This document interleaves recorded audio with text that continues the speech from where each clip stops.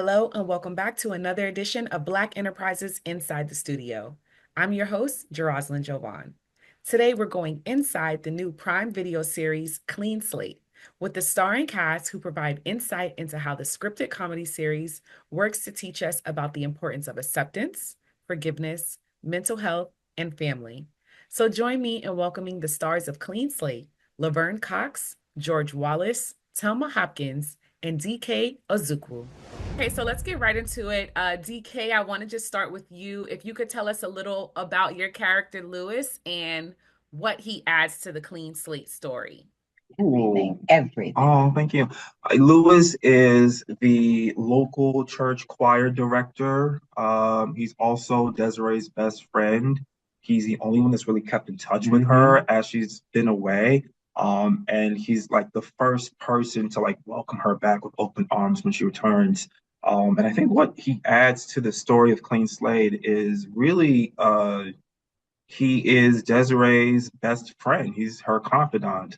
He's also someone that I think looks up to her. Kind of a sounding board. It's a sounding board, yeah, absolutely. And I think she acts as that for him as well.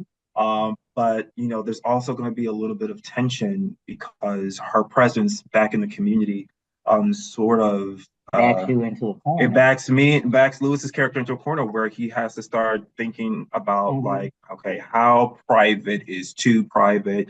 Do I want to start exploring who I am in this space that I've carved out for myself? Is it safe to do so? And Desiree's like, listen, you gotta be able to live your Can't life. tell me what to do if you're not going to do it. Exactly. And there's that, push and pull that's always there. It's easy to tell somebody what to do. Yeah. It's just hard to do it yourself. Yeah. Yeah. And I think Desiree's very, very she makes it a point to not tell him like your choices are wrong. But she just wants to encourage him. She challenges him to sort of like live his life in a more authentic way. And trust that the people around you are going to accept you. But it's something that she has to work through too. Yes. I also wanted to ask, because I checked your Instagram and you had a really beautiful, inspiring post as it relates to how this role is a combination of your 13-year acting journey. So I just wanted to ask you, how does it feel and what message do you want to share with the other dreamers out there? Oh, wow. First of all, it feels very, very gratifying. I'm so grateful and thankful to everyone who's been a part of my journey, from my parents, my family, who really are like, they were the first foundation that I had, trying to make this happen. I had no inkling of what Hollywood would be like from PG County, Maryland. I had no sort of like roadmap to get there. But God just sort of like kept pushing me, making me put one foot in front of the other. So I would just say to the other dreamers, don't stop dreaming, but you also because they can come true. They can definitely come true, but it only works if you keep working. You can't quit 2 steps in. You gotta keep it pushing. This is too hard. This is too hard, or it's taking too long. Of many a career. Or it's taking too long. And there is no time limit on dreams. There's only a time limit on your capacity to make those dreams come true. And so if you feel like it's something that you believe you can do and you want to do, keep going for it. Keep going for it. You might just surprise yourself. So speaking of culmination, Telma, you are a veteran in this. How does your role in Clean Slate culminate in your decades-long career in film and television? Well, as I was telling DK earlier, probably this role, other than the fact that I get to swear, which is a first for me, I'm always that middle of the road, anti Rachel or whatever. But this role is probably one of the easiest for me because I raised a son by myself, and I also had a career. And so this is what I know best. I always say I had a great career. I love my career, but what I'm proudest of is my son, is how I was able to raise my son, keep him out of trouble, keep him out of the press, keep him out of, and in school. I was going to say keep him out of school. No, I didn't do that. But this is a role that is very easy for me. He's very lovable. I know how to love a young man, without weakening him. hopefully. I mean, at least I make that effort. So this role is easy for me. Yeah. I just do what I do. And she does it well. Yes, Okay. yeah, it's really and both of you serve as amazing comedic reliefs. I mean, it's a comedy show, Yeah. but Yeah. your It's timing sensitive. at Yeah. points is just really good. So Yeah. kudos to It's both still of making me you. laugh. Yeah, it's a really funny show, but also very wholesome. Yeah. And just for my last question, I'm gonna kind of combine two into one. How important are shows like Clean Slate when it comes to just topics around inclusion, especially in today's climate? And Mhm. what do you hope that viewers get from the show? DK, I'll start with you, and then Telma, you could close us out. I think a show like this, Clean Slate, is, we're coming off the heels of Norman Lear's legendary career. He started off doing comedies like this back in the 70s with Always socially All in the aware. Family, Maude, The Jeffersons, Yeah. Good Times. Um, and so to be a part of that legacy of using humor to tell really engaging topical stories that seek to sort of impart some wisdom, but also make you laugh like really, really hard. It's a testament to his legacy, and so we're grateful to Honored. Yeah. to Norman Lear and to Brent Miller, his producing partner. Um, And honored to be telling a story that not being told yeah, at a time when tolerance and love and healing and all those things are so important. I think a show like this, not unlike Family Matters, which was a show that people watched sometimes because their lives weren't that great, and they could watch us and have a momentary release.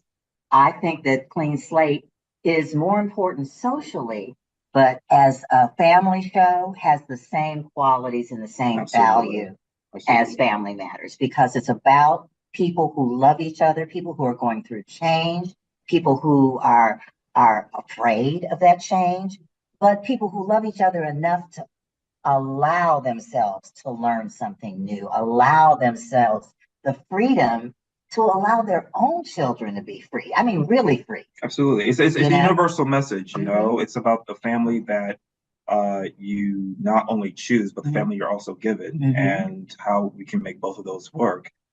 Anybody can relate to that message. And we do it with laughter, which is, again, to Norman Lear's legacy, a testament to his genius and the genius of our writers, Right. Dan Ewan and Simran Bhagwan. And I was thinking too, it's just so needed. It's just so needed. We all want to be accepted. We all want to be able to be who we are and have people say, I may not agree with everything, but it's okay. I still love you. Yeah. And this story is about this. It's the story of I mean, we are old. George Wallace and our characters are the elder statesmen, so to speak, and it's good to watch George change and struggle with that change. It's good to watch Ella have a little more tolerance than we may have thought. And it's good to watch them learn. We have the best teacher in Laverne. She is so giving and so patient in that way in explaining and telling us the whys and wherefores and all of that. She makes learning comfortable. Because there's a way that it could be done where you would be just like, I won't say nothing because I don't want to say But she, I was saying before, we had talked about something, and before she could get through talking to it, I had already messed up. And she was just like, no, baby. She explained to me, she said, but that's okay, baby. And you see that in the show as well, that relationship between her and her father, it's Yes. not a love. Yeah. As long as you're making the attempt. And we watch that old dog learn some new tricks. Absolutely. Yeah, definitely a good show to watch with the family because there's generational conversations and that can help towards generational healing. I binged this show in a night and a day. It's really funny, it's really wholesome, and it's really on time. Um, can Laverne, I'll start with you. How much do you relate to Desiree's journey in Clean Slate? It's a younger version of me. It's me like 20 years ago. A lot of the stories are taken from my life, and really the sort of trauma around her childhood and with her father that she's working through was me working through that like 20 years ago with my mom. So I relate to all of it. And these are stories stripped from my life, fictionalized in some cases and just verbatim in other cases. So yeah, she's me. But then we're careful to make sure, find things that are distinctly Desiree, just so I wouldn't get too confused. Yes.